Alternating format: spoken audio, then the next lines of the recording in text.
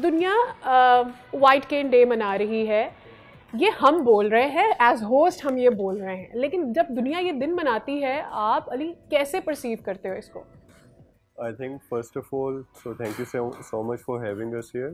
और as regards your question, so उसमें first of all जो मेरे mind में एक word आता है when we celebrate this day, वो आता है awareness. And that's what credit goes to you guys, क्योंकि आप already उस पर बात कर रहे हैं. But awareness, it's very important. Right. See, there are two aspects. एक तो अगर इस दिन का historical aspect है, वो that is something I don't think so it's very important. जो भी इंडिविजुअल है वो खुद रिसर्च कर सकता है. Yes, what's important is you know is what it symbolises actually. That's very important. So white can का आई थिंक हमारे उसमें एक बहुत ही इम्पॉर्टेंट रोल है, बिकॉज सिर्फ ये नहीं है कि आप इससे नेविगेट करते हैं. इनफैक्ट ये हमारा एक अगर आप किसी भी ब्लाइंड पर्सन को देखते हैं ना, जो पहली चीज़ आप देखते हैं दैट्स द वाइट कैन.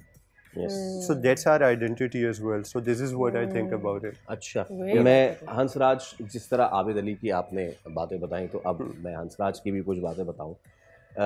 एक तो हेड बॉय रहे ये, ठीक है, उसके बाद इनकी स्ट्रॉन्ग लीडरशिप क्वालिटीज़, और उसके साथ ही is been living in hostels all with himself, ठीक है ना. और उसके बाद फिर इनका जो मॉडर्न यूनाइटेड नेशंस का गहरा ताल्लुक, एंड देन मल्टीपल रिकग्निशन, इनको बेस्ट डेलीगेट मिले, oh wow, Hamdard MUNing and LUMS MUNing as well. Well Hansraj, मेरे टाइम पे जामिया में मॉडर्न यूनाइटेड नेशंस नहीं आई थी, तो हम डिबेट सर्किट गए हैं, बट आई नो मनिंग सर्किट जो है उसमें कितनी मेहनत करनी पड़ती है, सारी चीज़ें. So please talk me through your journey, और ख़ास तौर पे हॉस्टल लाइफ जो है वो कैसी रहती है आप लोगों की? First I will talk about the hostel life. हाँ, प्लीज़. ठीक है, by birth से I am a patient of retinitis pigmentosa.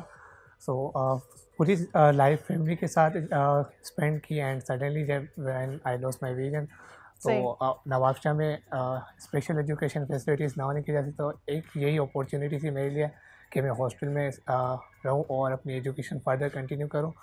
तो इनिशियल एजेस में तो ऑब्वियसली जब हम अपनी जगह चेंज करते तो डिफ़िकल्टीज होती हैं, पर अदरवाइज़ आपके सपोर्ट होते हैं आपके मैनेजमेंट का, आपके हॉस्टल का स्टाफ हो और स्कूल स्टाफ, तो उनका ओवरऑल बहुत अच्छा सपोर्ट रहा, जो आज इतनी ये सारी अचीवमेंट्स भी उसी वजह से मिली, क्योंकि सपोर्ट कहीं ना कहीं आपको बहुत मैटर करता है, आपके पेरेंट्स का, आपके टीचर्स का भी, और आपके हॉस्टल के दोस्तों का भी, और हॉस्टल के जो ज़ाहिर बात है पहले से रहते हैं उनका सपोर्ट, और फिर जो जूनियर्स होते हैं ऑब्वियसली उनको फिर हमें सपोर्ट करना होता है. तो पूरी चेन होती है जो डेवलप होती है, और इस तरह चेन बनती रहती है और बनती रहेगी, और आगे भी जो भी हॉस्टल के स्टूडेंट्स आते रहेंगे उनको भी सपोर्ट मिलती रहेगी, और आगे वो भी अपने करियर में एक्सेल करते रहेंगे अपने. राइट. अभी मुझे बताइए कि वक्त के साथ साथ living in Pakistan, has our society been able to adapt कि कैसे यू नो इन सर्कल करना है आपको?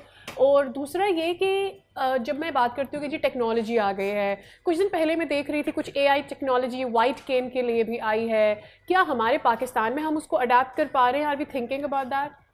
आई think this is the area of improvement. अच्छा. अगर मैं ओवरऑल बात करूँ तो इम्प्रूवमेंट तो आई है. लाइक इंक्लूसिव सेटअप्स में जो है अब ब्लाइंड लोगों को लेना शुरू कर दिया है मेन स्ट्रीम यूनिवर्सिटीज़ में. एंड इसमें मैं I would particularly like to mention our college president madam Nadra Panjwani, कि उन्होंने ये इनिशिएटिव लिया था, and under her leadership we were able to manage to get admissions in mainstream universities. But वहाँ पर एक्सेल करने के लिए आपके पास ट्रेनिंग प्रॉपर होनी चाहिए, आपको टूल्स प्रॉपर यूज़ करने आने चाहिए जी. And when I say about tools, तो उसमें एक टूल ये वाइट कैन भी होता है. यस. क्योंकि मेन चीज़ उस जगह पर उसको एक्सेस करना है, और वो एक्सेसिबल आपके लिए ये वाइट कैन बनाती है. अच्छा, इसमें जो आपने AI टेक्नोलॉजीज़ वगैरह की बात की, so I think you must have heard about the जो टॉकिंग कैन्स होती हैं जी.